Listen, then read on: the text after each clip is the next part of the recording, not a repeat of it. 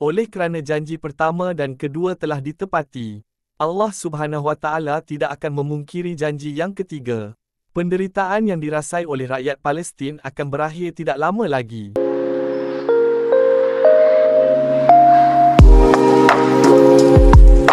Bangsa Yahudi ialah bangsa-bangsa yang sering menghina dan merosakkan bangsa lain. Hal ini telah disebutkan dalam kitab suci Al-Quran. Orang Yahudi juga biasa dipanggil Bani Israel. Panggilan ini diberikan oleh Nabi Yakub alaihissalam yang bermaksud kekasih Allah. Gelaran ini menyebabkan orang Yahudi kadangkala memandang rendah kepada bangsa lain. Selain itu, bangsa ini juga diketahui mempunyai sifat derhaka, malah tidak teragak-agak membuat syariat yang di luar ajaran Rasulullah.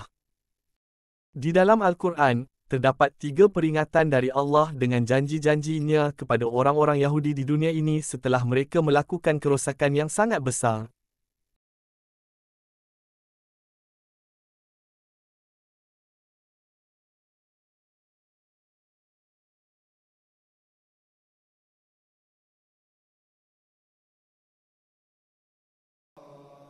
Hukuman kepada bangsa Yahudi. Janji pertama Allah kepada orang Yahudi adalah untuk menghukum orang Yahudi. Sikap merendah-rendahkan bangsa lain oleh Yahudi bukanlah sesuatu yang dibuat-buat. Al-Quran sendiri sudah beberapa kali menyebut perangai Yahudi sejak zaman dahulu. Allah Subhanahu Wa Taala berfirman, "Dan kami menyatakan kepada Bani Israel dalam kitab itu, sesungguhnya kamu akan melakukan kerosakan di muka bumi ini sebanyak 2 kali, dan sesungguhnya kamu akan berlaku sombong angkuh dengan melampau. Maka apabila sampai masa janji, membalas kederhakaan kamu, kali yang pertama dari 2 kederhakaan itu, kami datangkan kepada kamu hamba-hamba kami yang kuat gagah dan amat ganas serangannya, lalu mereka menjelajah di segala ceruk rantau, membunuh dan membinasakan kamu, dan sebenarnya peristiwa itu adalah satu janji yang tetap berlaku." Orang Yahudi melakukan kerosakan pertama selepas ayat itu turun. Lalu kemusnahan pun menimpa mereka tidak lama kemudian. Pemusnahan dan pengusiran Yahudi adalah perjuangan hamba-hamba Allah Subhanahu Wa Taala, sehingga tanah jajahan mereka berpecah, merebak ke seluruh negara. Ini seperti yang dijelaskan di dalam Al-Quran.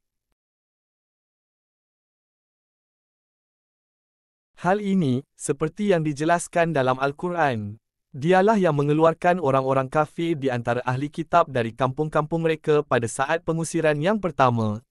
Kamu tidak menyangka bahawa mereka akan keluar dan mereka pun yakin bahawa benteng-benteng mereka akan dapat mempertahankan mereka dari siksa Allah. Maka Allah menimpakan azabnya kepada mereka dari arah yang tidak terlintas dalam fikiran mereka, serta dilemparkannya perasaan cemas takut ke dalam hati mereka. Lalu, mereka membinasakan rumah-rumah mereka dengan tangan mereka sendiri, dari dalam, sambil tangan orang-orang yang beriman, yang mengepung mereka berbuat demikian dari luar. Maka insaflah dan ambillah pelajaran dari peristiwa itu, wahai orang-orang yang berakal fikiran serta celik mata hatinya.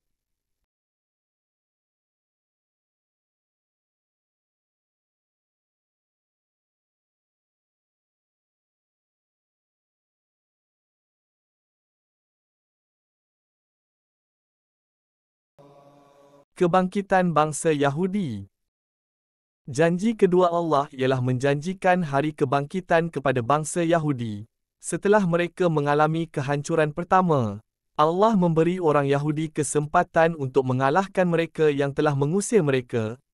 Justeru itu, janji Allah yang kedua telah pun dipenuhi, kerana orang-orang Yahudi berjaya membalas dendam mereka dan menduduki tanah Syria dan Palestin. Hal ini sesuai dengan firman dalam Al-Quran. Kemudian kami berikan kepadamu giliran untuk mengalahkan mereka kembali, dan kami membantumu dengan harta kekayaan dan anak-anak, keturunan, dan kami jadikan kamu kelompok yang lebih besar.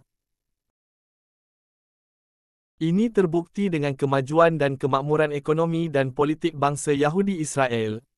Pendatang Yahudi mencurah-curah dari seluruh negara ke Palestin, tanpa dihalang oleh negara Islam yang lain. Kuasa ketenteraan dan ekonomi negara-negara Barat hampir sepenuhnya berada di belakang Yahudi. Maka, kesombongan Yahudi terus meningkat hingga ke hari ini.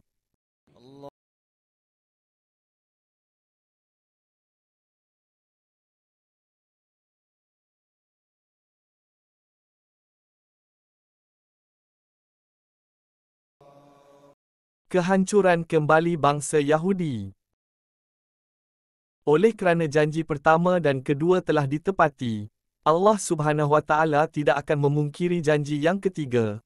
Penderitaan yang dirasai oleh rakyat Palestin akan berakhir tidak lama lagi. Kekejian Israel hanya akan mempercepatkan janji Allah yang ketiga ini untuk orang Yahudi bertemu dengan kemurkaan Allah. Allah Subhanahu Wa Taala berfirman, "Jika kamu berbuat baik, berarti kamu berbuat baik bagi dirimu sendiri, dan jika kamu berbuat jahat, maka kejahatan itu bagi dirimu sendiri, dan apabila datang saat hukuman bagi kejahatan yang kedua, kami datangkan orang-orang lain untuk menyuramkan muka-muka kamu dan mereka masuk ke dalam masjid, sebagaimana musuh-musuhmu memasukinya pada kali pertama, dan untuk membinasakan sehabis-habisnya apa saja yang mereka kuasai."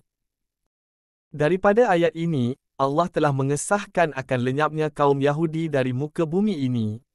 Maha suci Allah Subhanahu Wa Taala telah memaklumkan kepada umat Islam bahawa mereka akan kembali memasuki Masjidil Aqsa, sebagaimana sebelumnya pada zaman pemerintahan Umar bin Khattab yang menakluki bumi Palestin. Di dalam kitab Taurat, Allah telah menetapkan bahawa Bani Israel akan masuk ke bumi Palestin yang dirahmati. Di sana pun mereka akan menubuhkan kerajaan. Tetapi kemudian mereka melakukan banyak kerosakan sehingga Allah menghukum mereka dengan menghantar hamba-hambanya yang berkuasa. Sesudah itu kerajaan mereka akan binasa, dihalau, dan bercerai-berai. Ini dinyatakan dalam firman Allah Subhanahu Wa Taala, "Hai kaumku, masuklah ke tanah suci, Palestina, yang telah ditentukan Allah bagimu, dan janganlah kamu lari ke belakang, kerana takut kepada musuh, maka kamu merupakan orang-orang yang sangat rugi."